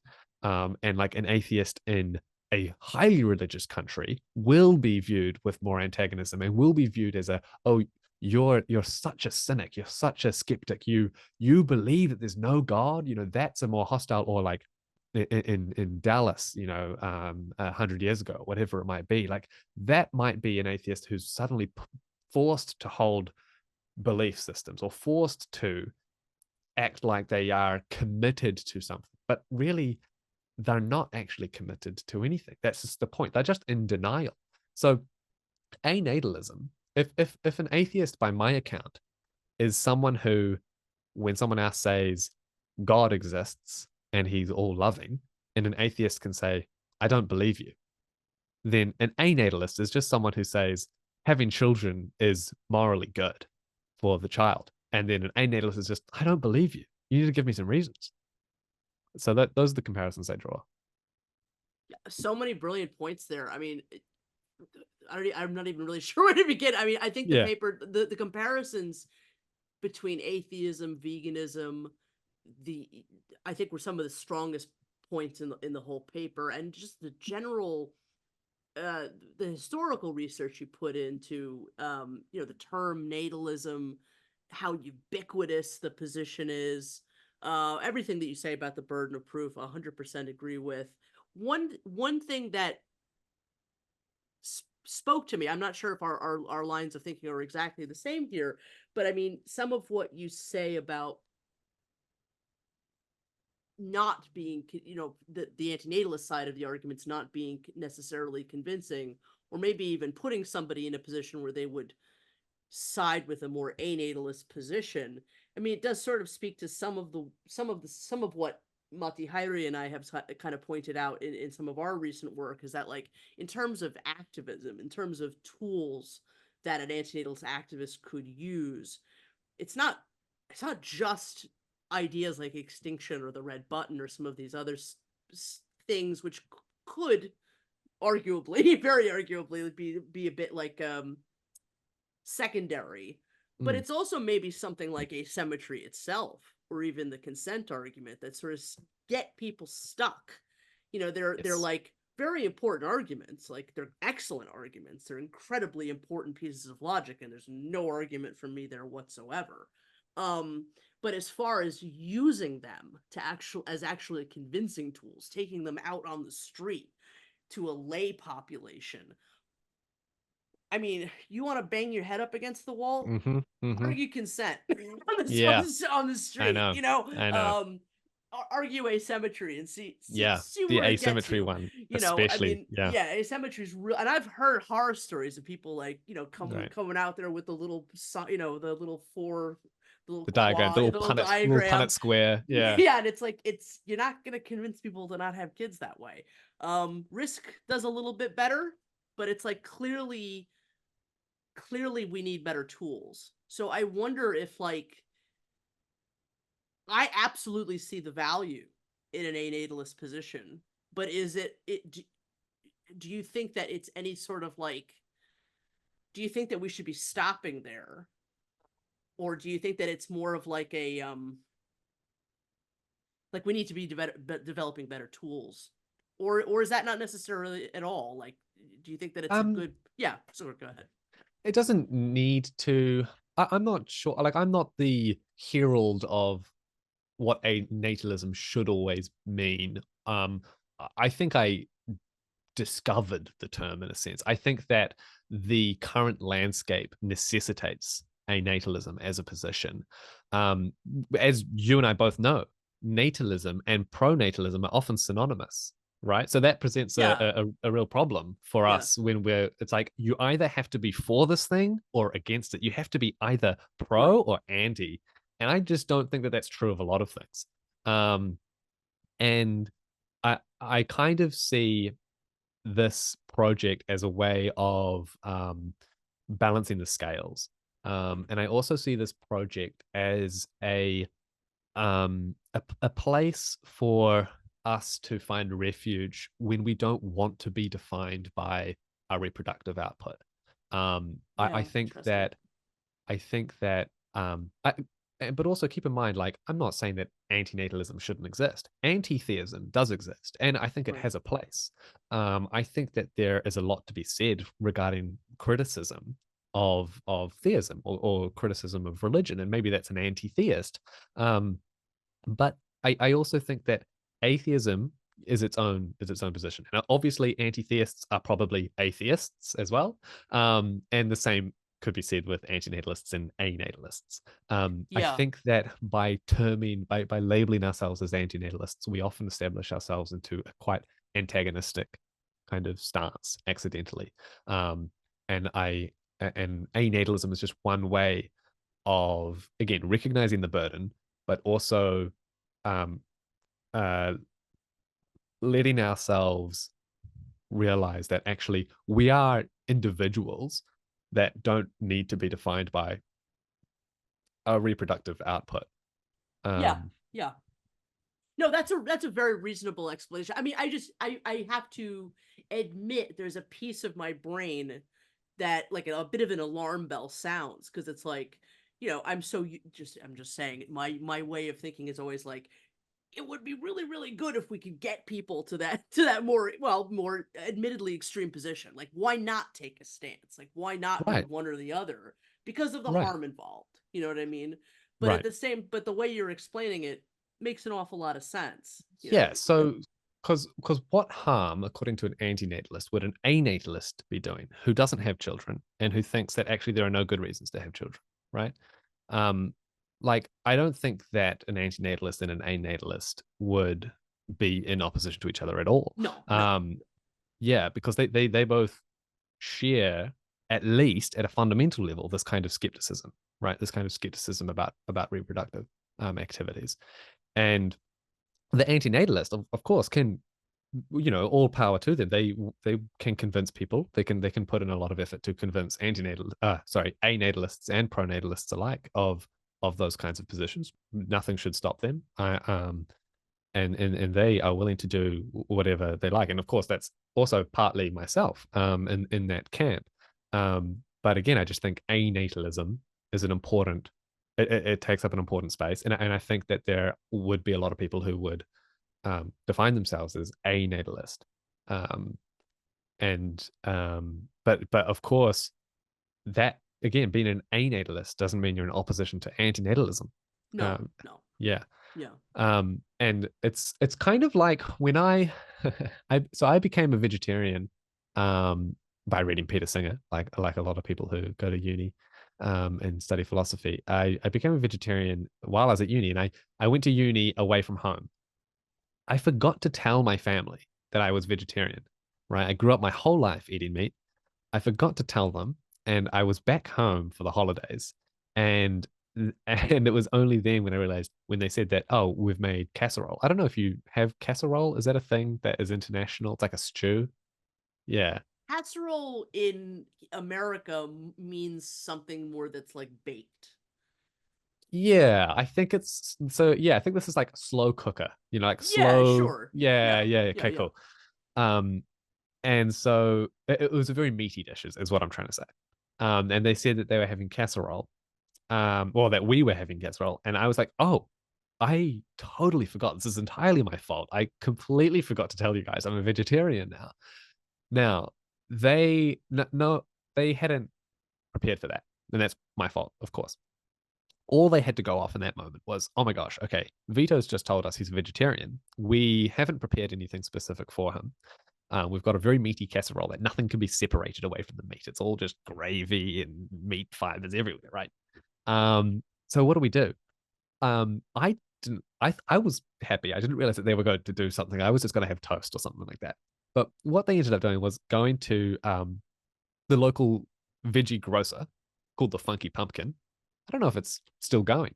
The Funky Pumpkin, and I swear, when I returned to the living room, to the dining room, I saw on the table what would have been a harvest to feed a village. It was nearly every vegetable from the aisle, right? There was cauliflower, there was silver beet, there was broccoli, there was Brussels sprouts, there was lettuce, there was kumara, sweet potato, carrots, all of it, right? And I was like, wow, this is a lot of vegetables, right? And the thing is, it's like, I don't even love vegetables, right? But what happened, I think, is they heard the word vegetarian, right? And in there is this word vegetable, right?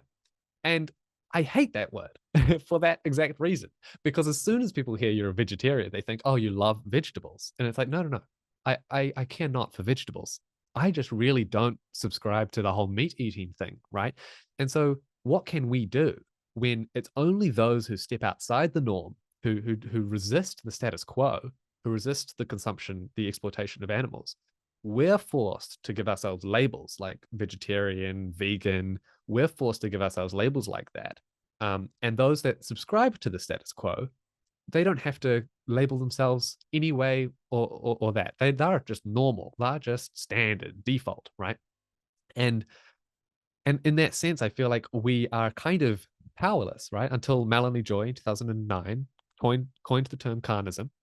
And a similar thing, I think, happened in the 70s with Judith Peck and Alan Senderovitz coining pronatalism as a social force, as an ideology which people subscribe to without even realizing it, right? And that's kind of the thing. That's kind of like, if I had it my way, I would call myself an a-carnist or something like that. I just don't subscribe to carnism, but it's not that I subscribe to vegetable, a vegetable religion or anything like that. And so I'm just not a carnist. I don't subscribe to this ideology. That's kind of one of the parallels there. Yeah. Yeah. Yeah. Thank you for that. Where do you consider yourself in anatalism? Like how much of your antinatalism is also anatalist? Yeah. It's the things that I borrow from anatalism is awareness of context, awareness of social context, awareness of history, and the tendency for, again, just like I say, for out groups to be labeled rather than dominant groups. And this is same for a lot of activities, right? In my paper, I draw a comparison to conscientious objectors, right? That they were given labels like conchies, sissies, wimps. They're given all these derogatory labels and they were also tried in court. They had to defend themselves. They had to provide good reasons for inaction, good reasons to deny going to war. And many of them were executed and tortured because of this. And even if they successfully defended their case in legal courts, they were often subject to the court of public opinion, and their reputations were tarnished, and they were bullied for national pride. We need to send soldiers to war. You're not doing your part. And so the social context is something that I think antinatalists can employ. I think that's something that we need to be aware of. And again, a part of this is making sure that our antinatalism doesn't entail a kind of hostile blame or antagonism in that sense. But there's another question, which is blame an effective way to convince people of these positions? And I don't think it is. And there's definitely a sense, like you say, that anatalism isn't necessarily, I didn't write it as a, as like my own belief. Like there's a lot of it that I relate to. And again, I think antinatalists are almost by definition anatalists in that they're skeptic and that they're resisting pronatalism. But my hope is that there will be some people who would actually relate to anatalism more than I would. And perhaps my partner is one of them. And maybe there are people who find a lot more comfort in anatalism than any of the alternatives. So for me, a consideration of autonomy is something that I think antinatalists could use, which is something that I develop in the paper with anatalism, and this comfort of comparison when it comes to social movements. If we're talking about antinatalism as a social movement, then I think we would do well to recognize that the challenges we're facing are not unique, that they are the same kinds of challenges. I mean, luckily, we're not going through anything like conscientious objectors had to go through, but that the challenges are still similar when it comes to resisting status quos. So yeah, those are the kinds of things that you could borrow regardless of your position. Yeah. Fascinating. One thing that came to mind while I was reading the paper that I really wanted to ask you is, do you see any, like, in your opinion, what are the similarities and differences between anatalism and what the Childfree Movement is doing? Because I can definitely see that there might be some comparison, but I wonder what those differences are, because on one level, it almost seems like anatalism is maybe a little bit more academically informed, like of antinatalist arguments. Maybe it doesn't have to be. I'm not sure. I'm just curious what your thoughts on that might be. Yeah, no, it's a great question. No, it doesn't have to be academically informed. I think anatalism is an academic position as well as a social, like just a standard position outside of academia. It shares some similarities with child freedom, but it is fundamentally different because unlike child freedom, it is still an ethical position. It's not about personal preference. It's still about, I'm an anatalist because I refuse to subscribe to this thing which has profound ethical impacts on other people.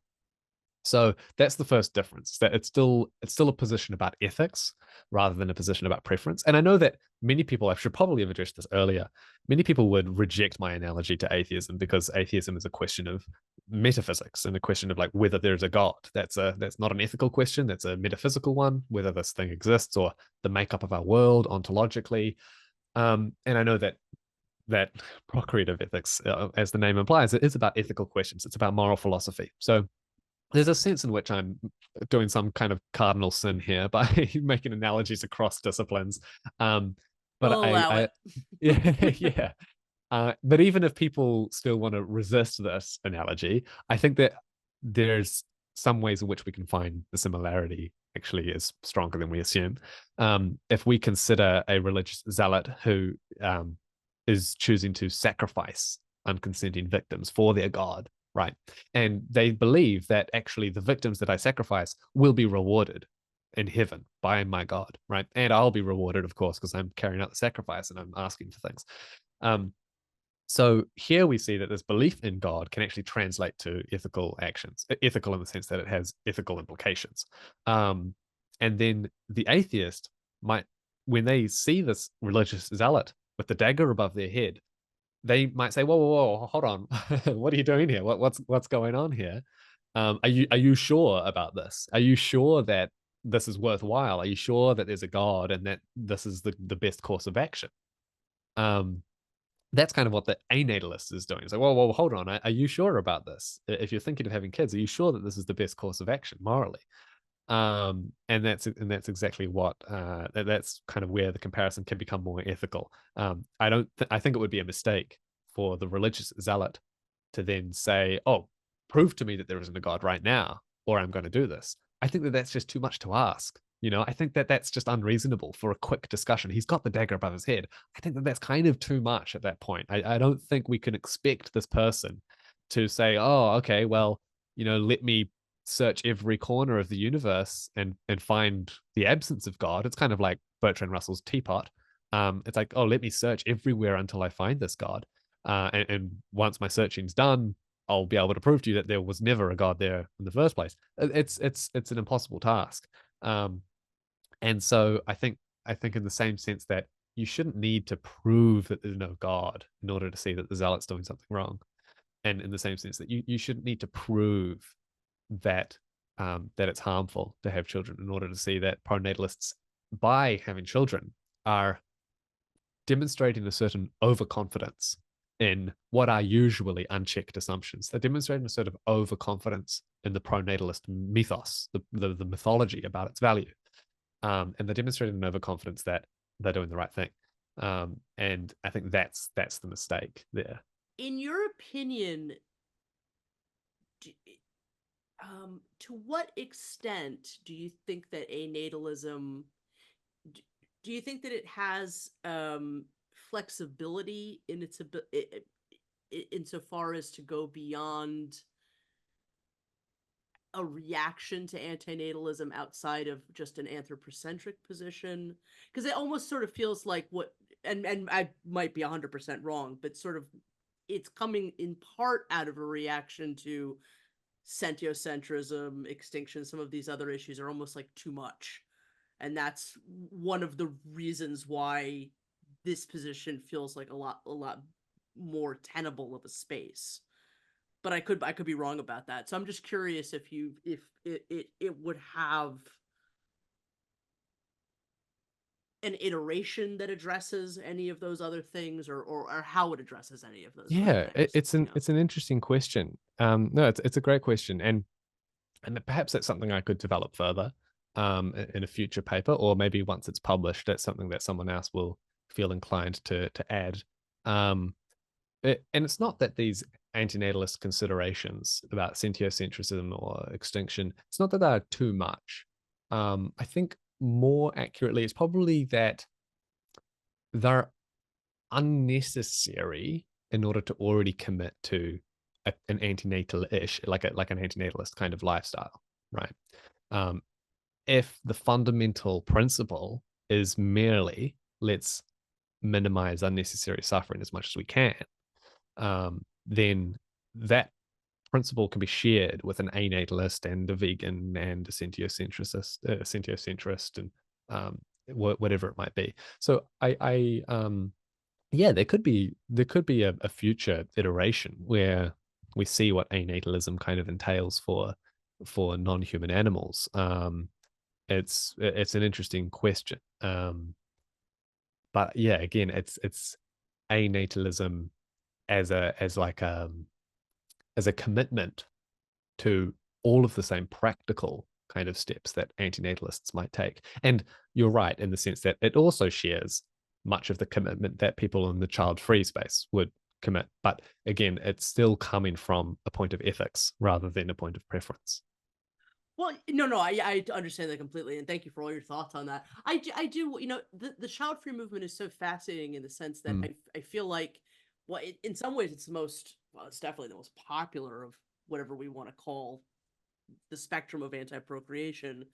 But in some way, like if I always go back to the child-free convention that happened, over the last couple of years. I think it's had a couple of different years under its belt now.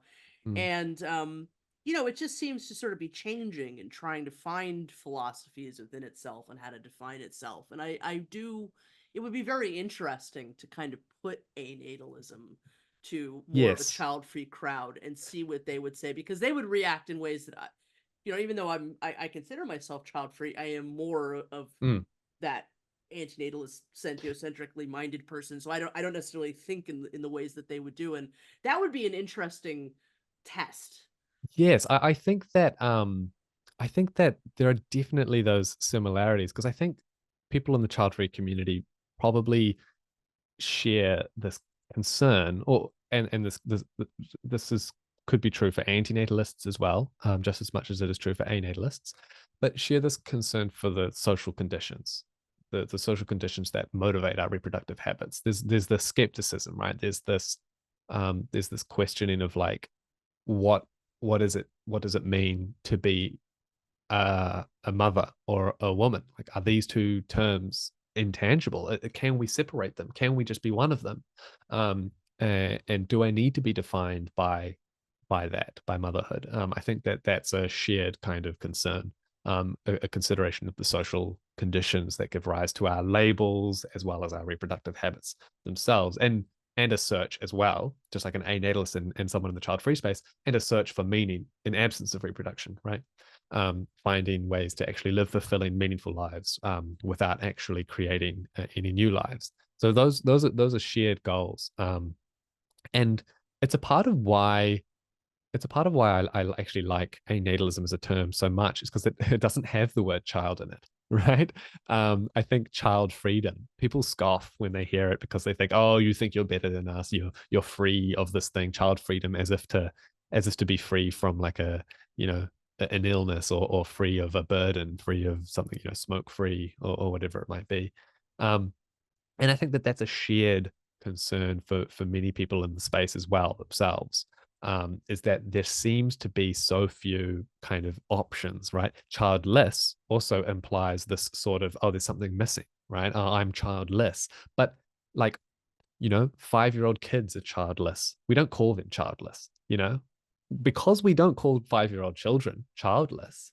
We realize that actually this is just a term of social stratification. We only care about this as soon as we realize that, oh, this person's of childbearing age and they haven't done it yet, so we're going to call them childless until they change their behavior. It's a way of marginalizing people, right? Because it's not an accurate term. It's not something that we use to people who are technically childless. It's something that we use to marginalize them. And that's something that I mentioned in the book as well, with Paula Knight's autobiography. This absolute rejection of these labels that are, soaked in pronatalist ideology. And she says, like, I'm not child free, I'm not childless, I'm just me. And I think that's the kind of call that anatalism is hopefully kind of responding to. It's the kind of call that we are individuals regardless of our reproductive output. We don't need to be defined in relation to that, right? And again, it's the same kind of challenge for vegans and vegetarians. It's like, well, maybe we shouldn't have to be defined in relationship to vegetables. Yeah, you know.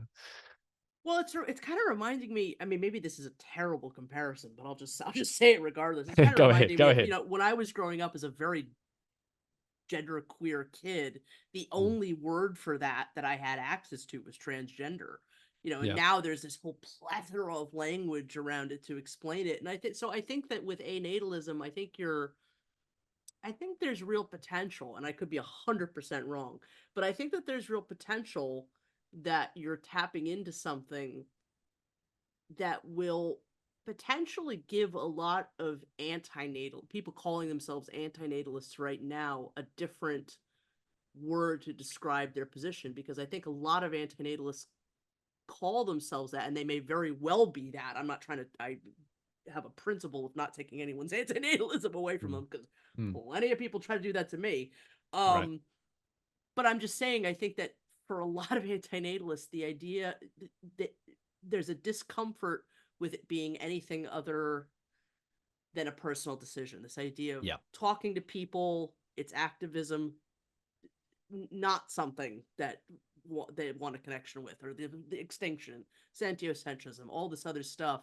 And so maybe anatalism does describe a lot of people that are calling themselves antinatalist right now. Yeah, I think it does. And also, Yeah, if nothing else, it just drops the anti part. And so yeah, that might be a lot more comforting to a lot of people. yeah. Now, at risk of falling into something you were saying a little while ago, and I don't I don't mean this in a kind of antagonistic way, but is anatalism a would you call that a kind of conditional antinatalist position? Um, so long as childbearing is something that we do to others and that it is something that has profound ethical consequences, then it's universal. Right. Um, Okay. Yeah. yeah, because that's kind of the thing. Is like if we imagine someone on trial for murder, it's like, hey, you've done this thing to someone else and it's profound. You've murdered them, right? What's your defense? And their defense is just, oh, I wanted to, I wanted to murder them. There we go. Is that enough, Your Honor? That's kind of what anatalism is responding to. Like, why would I wanted to be enough when we're doing profoundly ethical things to other people? And that's the case for procreation. So long as that's what childbearing is, then it's not conditional, on my view. Yeah. Um, Anatalist, the parts that are conditional is kind of the balancing of the scales. Those scales will look different in every culture and in every society. Currently, the scales have been and might always be, or for a long time at least, have been tipped largely in the pronatalist's favor. So anatalism is just a way of reclaiming that ground and of establishing a default position that resists that kind of coercion. Fantastically said. Wonderful. Vito, what have the reactions to this paper been like so far? I haven't shared it with many people, but when I've had discussions with people about this idea, it's been very positive. I think that, like you say, I think that there are a lot of people out there who would call themselves anatalist, that they wouldn't be happy with the term anti-natalist, and they would be more comfortable with the term like anatalist. So I've had positive responses, but I haven't shared I've shared the draft with a handful of people, and it's been largely positive. But those are already people who like me as an individual, so it's hard to say whether their feedback is entirely impartial. Um, but yes, I think that anatalism is a rather attractive position to many people, simply because Yeah. it lets them kind of just not need to commit to either side in a and still hold a legitimate kind of ground for resisting Yeah. pronatalism. Yeah. Yeah, absolutely. Well, first of all, thank you for sharing it with me. Thanks I for really am thanks for truly reading it. honored. Yeah, Yeah. absolutely. It's been an absolute pleasure discussing it with you. I am quite positive that, especially given when people hear this episode, more people are going to want to read it. So, may I ask, are there any plans on publishing it? Have there been any attempts to do so far? And can people read it? Where can people find it if so? Yeah. No. So no, I haven't submitted it for consideration yet, but yeah, that's the next step. This is still, I consider, a draft. I wrote this in part. My honors research manuscript was, I think, 12,000 words, and this was an attempt to trim it way down, bring it down to 6,000. And so that's been a large chunk of the work, and really finding what's the most important kind of parts that I need to mention. In the original research manuscript, I went into the non-identity problem in quite a bit of detail, so I got rid of that entire section. But no, so I still consider it in a drafting stage.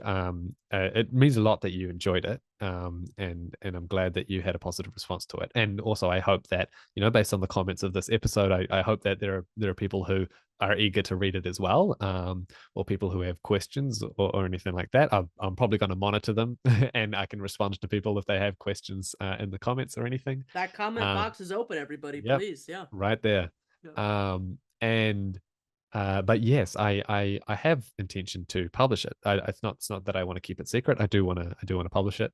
And I'm still just kind of playing the field, getting some feedback from other professors. I had some great feedback from Gerald Harrison. And so I hope to get just a little bit more, and then see how it goes out there in the peer review space. Brilliant. I can't wait to I mean, I think that it's absolutely deserving of proper publication. So I'm Thank you so please much. please do keep me informed on how that goes, for sure. I will. So, I mean, there's so much more we could speak about the paper. We've been speaking for quite a while. Is there anything, though, in particular that we've missed, or anything more that you'd like to say about the paper before we sort of close our time for today? No, I don't think that there's anything pressing about it. We've covered a lot of really great ground here. It's been an absolute joy. I don't think that there's anything important. I mean, I could be wrong. Someone in the comments is gonna point something out, and then I'm gonna be able to respond. But We'll both wake up screaming, oh yeah, at some oh point, yeah, like, oh, should have mentioned that.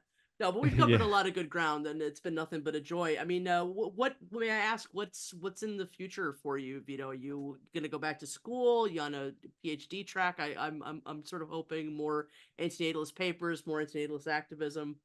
Yeah, my something that I've been juggling is whether it would be required for me to remain in the academy in order to publish articles. So I haven't enrolled in any PhD programs yet, but I'm still very interested in antinatalist ideas as a research field, to keep working on those in my own time. Somehow I found incredible motivation as soon as I had graduated already and completed all the deadlines. It was only after that I was like, oh my gosh, I really want to make this article and write this essay, and that was like just full time for a month. I was so focused on that, which is something that it's where was that when I was enrolled? So I don't have any grand plans. I'm lucky enough to be teaching ethics, to be tutoring it as well as facilitating it. I'm usually marking a lot of essays, but I get to engage in content as well. So I'm still in that position to be able to teach ethics, not antinatalist ethics, but just ethics generally. Um, and so I still find a lot of enjoyment with that. So that's where I'm at now. Is I've been tutoring and teaching for the last few years. Been doing my own research, doing my own writing, attempting to moderate the subreddit, and continue to be involved in demonstration. There's a part of me that would love to do more of this, to do more kind of interviews and outreach about anatalism specifically, or about what we're doing here in New Zealand. And so I'm open to any and all possibilities regarding that. But yeah, the next step will be just to finish the paper and just to finalize it for publication. Fantastic activities all around, and yeah, this is that's all really exciting news. So Vito, where can people find you on the internet? How can we all best support your work? And is there anything we haven't talked about that you'd like to plug in regards to anything? Yeah. No need to plug anything. This might be the start of my internet presence properly. There's no channels that discuss antinatalism. There's no LinkedIn page or anything like that so far. So no, there's really no specific avenue that people should go to. Keep supporting antinatalist channels like this. That's where I'd point them towards. Wonderful. Well, Vito, thank you so much for being my guest today on the Exploring Antinatalism podcast. I think you've made some absolutely wonderful contributions to the whole conversations, to the development of anatalism, to the furthering of anti-natalism. And really, I hope this won't be your last time on the Exploring Antinatalism podcast. It's been wonderful. Thank you so much. Absolutely. Thank you so much. Thank you, Amanda. I'll see you next time. See you next time. Take care. Perfect. A contest about anti-natalism, extinction, and the end of procreative self-corruption? Tell me more. Has anyone out there read the book so far and finds themselves itching to make some kind of response? If so, we would love to hear from you. We are constantly on the lookout for video responses, reviews, and so if anyone out there would like to produce something like that, what better opportunity to do so than to submit something to our contest? Submissions of all kinds are more than welcome. Write an essay, make a video, do a performance, sing a song, make a piece of art. So long as your submission is in some way a response to antinatalism, extinction, and the end of procreative self-corruption, then your submission will be accepted and we would absolutely love to see it. Let me know about your submission in the comments below, or you can email me at exploringantinatalism@gmail.com. Submissions will be due June 15th and the winners will be announced during the July 1st episode of the Exploring Antinatalism podcast. 3 winners in total will be chosen by Mati and Amanda, and each winner will receive a copy of the book signed by both of us. We can't wait to see what everybody submits to the contest. Hey everybody, it's Amanda. Are you looking for an excellent way of making academic antinatalist works more available across the globe? I know I am. And so I'm delighted to announce that the wonderful and award-winning Polish publishing house Towarzystwo Naukowe imienia Stanisława Andreskiego, which over the last 2 years has produced some exceptionally beautiful Polish editions of both original works like Antinatalism by Mikołaj Starzyński, as well as classic academic antinatalist works like David Benatar's Better Never to Have Been, has now opened an online shop featuring the magnificent antinatalist Ouroboros designed by Michał Dziadkowiec. The logo is fully customizable and available on a wide variety of products.